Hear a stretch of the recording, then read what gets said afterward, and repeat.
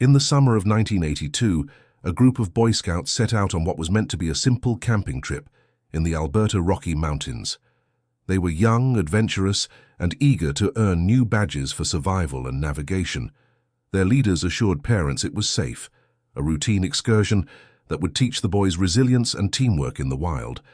But what began as a weekend of learning and laughter soon turned into one of the most haunting mysteries in Canadian history.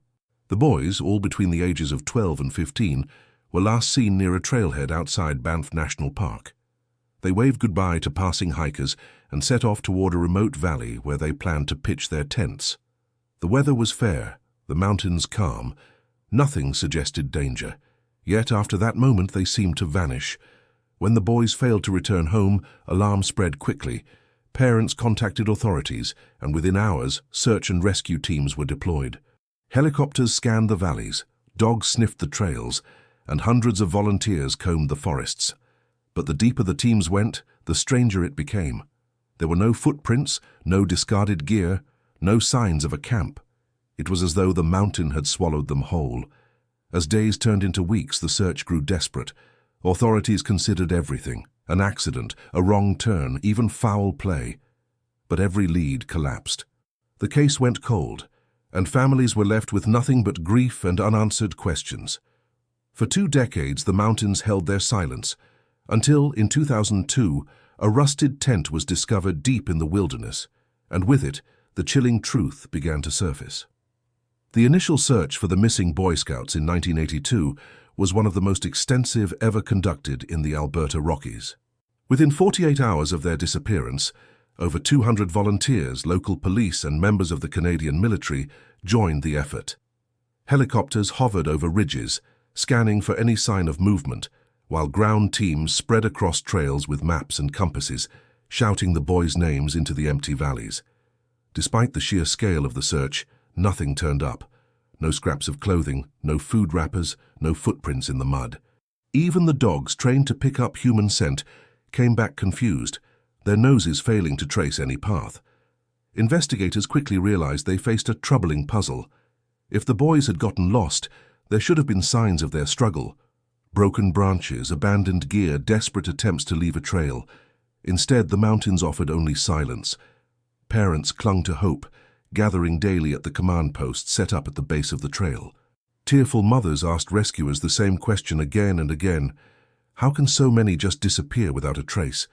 Authorities, pressured by the media, could only repeat that they were doing everything possible.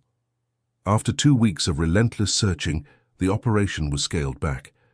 Officially, the case was listed as unresolved, presumed accidental, but many in the community whispered darker theories: that the boys had been taken, or that something far more sinister lurked in the wilderness that summer.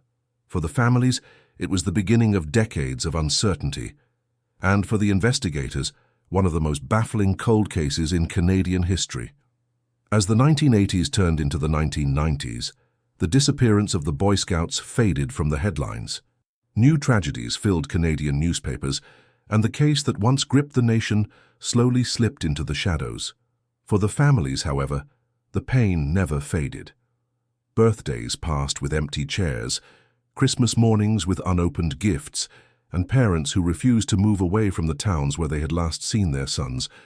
Every few years, a rumor would resurface. A hiker claimed to see something unusual in the woods, or someone reported hearing voices echoing in a canyon. Each time, search parties returned to the mountains, clinging to the faint hope that the boys might somehow still be alive. But nothing ever came of it. By the mid-1990s, many of the parents had passed away, still without answers. Those who remained spoke less and less to the media, weary from years of false leads and fading hope. In police archives, the case became just another cold file: a few yellowed pages, photographs of smiling boys in uniform, and maps covered with red markers showing where rescuers had searched in vain. Yet for those who lived near Banff, the memory lingered. Campfire stories about the lost scouts became part of local folklore, a chilling reminder of how easily the mountains could swallow the unprepared. Then, in 2002, everything changed. Deep in the Alberta wilderness, a group of hunters stumbled upon something strange: a collapsed and rusted tent, half hidden by moss and snow. Inside, they found belongings that would reopen a mystery long thought buried and force investigators to confront the past once again.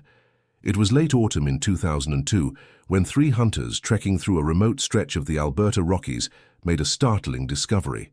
Beneath a cluster of fallen trees, nearly hidden by decades of moss, ice, and debris, lay the skeletal remains of a tent.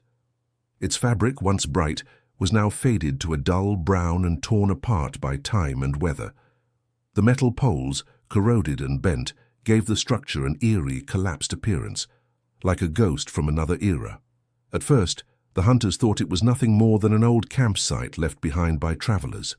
But as they moved closer, they noticed the tent was surrounded by objects that didn't belong to the wilderness. A rusted cooking pot, a lantern with cracked glass, and most chilling of all, a scattering of fabric patches bearing the unmistakable emblem of the Boy Scouts of Canada. Inside the tent, the scene was haunting. Sleeping bags, shredded and weathered, lay across the ground. A few notebooks, their pages yellowed and fragile, were stacked in one corner, filled with childish handwriting. One page, still legible, read, "The rain won't stop, we're cold, waiting for help." The hunters immediately contacted authorities, who sealed off the area. News of the discovery spread quickly, and within days, the mountains were once again swarming with investigators and journalists. For the families, it was a bittersweet moment. After 20 years of silence, there was finally proof that their sons had made camp that fateful summer. But the tent raised far more questions than answers. If the scouts had set up shelter, why had no trace been found during the massive searches in 1982? And why had the tent remained hidden for so long? The discovery of the rusted tent sent shockwaves through Canada. News outlets across the country led with the headline, "Lost Boy Scouts Camp Found After 20 Years." Television stations replayed grainy footage from 1982, showing frantic parents and exhausted rescuers, now juxtaposed with haunting images of the decayed campsite. For many, it felt like the ghosts of the past had finally risen to the surface. Families of the missing scouts were contacted immediately. Some, now elderly, traveled to Alberta to see the site themselves. One mother, her hair gray and her voice trembling, clutched a piece of fabric from a sleeping bag and whispered, "He was here. He was really here." It was a painful confirmation that their sons had at least made it into the wilderness alive. But along with grief came confusion. How could such a massive search operation in 1982 have overlooked a tent so close to the mapped trails? Theories began to spread quickly. Some experts suggested the tent may have been hidden under heavy snowfall at the time, later buried by landslides or shifting terrain. Others believed the scouts had moved deeper into the forest to escape worsening conditions, only for nature itself to conceal their tracks. Still, darker theories emerged. Some investigators speculated the site may have been deliberately tampered with, that the tent had been moved or hidden years after the disappearance. If that was true, who had done it? And why reveal it now, 2 decades later? The mystery had been reignited, and this time the truth felt closer than ever, but also far more unsettling.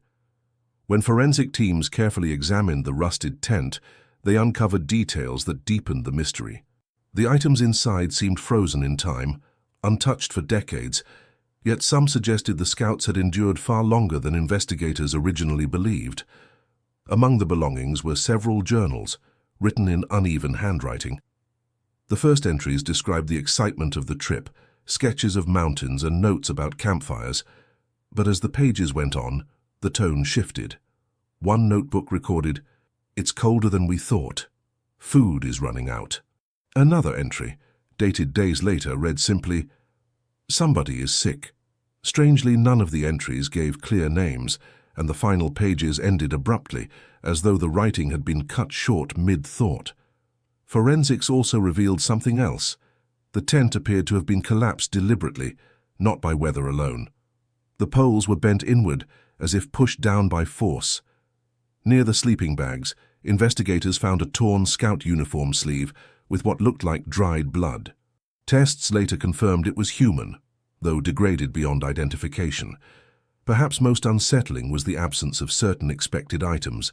There were no cooking supplies beyond the single pot, no maps, and no trace of the boys' hiking boots. Had they been taken? Or had the scouts left the site in a hurry, abandoning essentials in their struggle to survive? The findings unsettled investigators. This was no simple case of children lost to the wilderness. Something had happened at that campsite, something that didn't match the official story told in 1982. The evidence from the rusted tent began to shift the investigation away from a simple survival tragedy. Detectives started to question whether the scouts had been alone in the mountains at all. The collapsed tent, the missing boots, and the blood-stained sleeve pointed to something more than harsh weather. Attention turned back to reports from 1982 that had been dismissed at the time. Several hikers had claimed they saw a strange man wandering near the same valley days before the scouts disappeared. He was described as disheveled, carrying a hunting rifle and watching the trails from a distance. Authorities had investigated briefly but found no solid link, and the lead went cold. Now, 2 decades later, the description resurfaced with chilling relevance. Some locals also recalled rumors of illegal hunting cabins hidden deep in the woods during the 1980s. Could the boys have stumbled upon something, or someone they were never meant to see? If so, had they been silenced? Families of the scouts demanded answers. Many felt betrayed that these reports hadn't been pursued more aggressively back then. The media amplified their anger, with headlines reading, "Did authorities miss the truth in 1982?" The Royal Canadian Mounted Police reopened the case fully, treating it no longer as a tragic accident, but as a potential crime scene. Detectives combed through old witness lists, trying to track down anyone who had been in the mountains that summer. For the first time, the possibility was being taken seriously. The scouts may not have been lost to nature, but to human hands. Forensic teams continued their work on the recovered items, and what they uncovered only deepened the mystery. Soil samples taken from the tent site revealed traces of fuel, the kind used for lanterns or small stoves, but no stove was ever found. This suggested that crucial pieces of equipment had been removed, perhaps intentionally. Further analysis of the notebooks brought another revelation. On one page, invisible to the naked eye, investigators using infrared light detected faint writing that had been erased. The words were fragmented but chilling. "He is outside, we don't know what to do." Experts could not confirm who wrote it, but the implication was clear. Someone had been watching the scouts. Even more troubling was the discovery of a second blood trace, found on the inside of a sleeping bag. Unlike the sleeve fragment, this sample yielded partial DNA that did not match any of the scouts' surviving family members. Investigators speculated it could belong to an outsider who had come into contact with the camp. The new evidence reignited theories of foul play. Some investigators believed the scouts may have been threatened or attacked, forced to abandon the camp in fear. Others suggested they could have been lured away under false pretenses. The press exploded with speculation. "Mystery man in the mountains?" screamed one headline. Families, after years of silence, demanded the truth. Why had these clues been hidden in the wilderness for 2 decades? And if someone had interfered back in 1982, was that person still alive and still carrying their secret? As investigators dug deeper into the reopened case, one overlooked clue from 1982 resurfaced. In the original police files, there was mention of an abandoned truck found not far from the trailhead the scouts had taken. At the time, it was dismissed as unrelated, a rusted pickup with expired plates, registered to a man who had supposedly left the province years earlier. But now, with suspicions of foul play stronger than ever, detectives revisited the vehicle. The truck had long since been towed and scrapped, but photographs taken during the initial investigation revealed something chilling. On the passenger seat lay a torn piece of cloth that matched the same style and color of the scouts' uniforms. It had been ignored, catalogued as irrelevant, and forgotten in the archives for 20 years. Tracking down the original owner of the truck, police uncovered a disturbing history. The man, identified as Harold Whitaker, was a drifter with a record of assault charges and illegal hunting in the Rockies during the late 1970s and early 1980s. He had lived in makeshift cabins in the forests near Banff, often moving from one site to another to avoid detection. Witnesses from 1982 described seeing a figure that matched his appearance, tall, unkempt, often carrying a rifle. Some even recalled hearing gunshots echoing through the valley days before the scouts vanished. Suddenly, the puzzle pieces seemed to align. If Whitaker had crossed paths with the boys that summer, had fear or violence forced them from their camp? And if so, why had this connection been overlooked for so long? The case was now on the brink of revelation, and what investigators uncovered next would shock the entire nation. The renewed focus on Harold Whitaker led investigators to dig through old records and forgotten tips. In a storage facility outside Calgary, they uncovered a box of personal belongings left behind when Whitaker disappeared in the early 1990s. Inside were hunting knives, faded photographs of the Alberta Mountains, and, most chilling of all, several Boy Scout badges wrapped in a cloth sack. DNA testing confirmed that at least 2 of the badges carried traces consistent with the families of the missing scouts. It was the first direct link between Whitaker and the boys.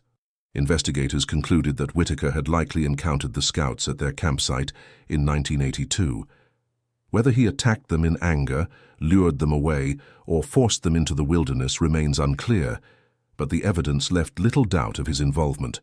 Unfortunately, justice would never be served. Records showed that Whitaker died in 1996 in a remote cabin fire in British Columbia, his body identified only through dental remains. With his death, the full truth of what happened to the scouts died as well. For the families, the discovery was bittersweet. After 20 years of silence, they finally had answers, but no chance to see the man responsible face justice. Vigils were held across Alberta, with candles lit for each boy who never returned. The rusted tent, once hidden deep in the wilderness, became a symbol of resilience and remembrance. Though the mountains had kept their secret for decades, the truth had finally surfaced. The mystery of the lost Boy Scouts was no longer a story of boys swallowed by nature, but of young lives stolen by human hands.